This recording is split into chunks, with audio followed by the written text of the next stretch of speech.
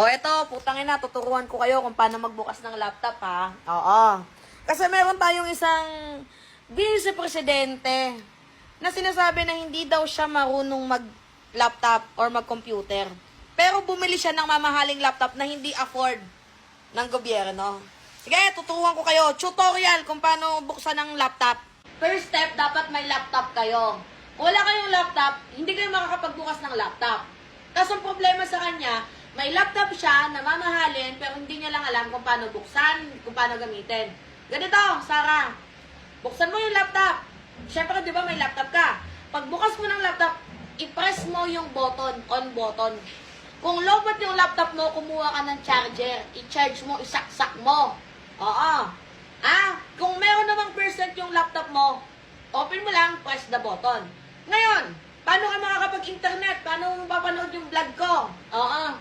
Punta ka sa Chrome. Tapos, or di kaya Safari. Oo. Tapos, i-connect mo muna sa Wi-Fi. Oo. Connect ka muna sa Wi-Fi. Pag na-connect mo na sa Wi-Fi, pwede ka na mag-laptop. Pwede mo na i-search doon. No? Kung ano gusto mo i-search. Putang inang yan. Ganon. Tapos, pag ano, sarado mo. Power off the button, sarado mo. Gets? Putang ina. Bobo kasi.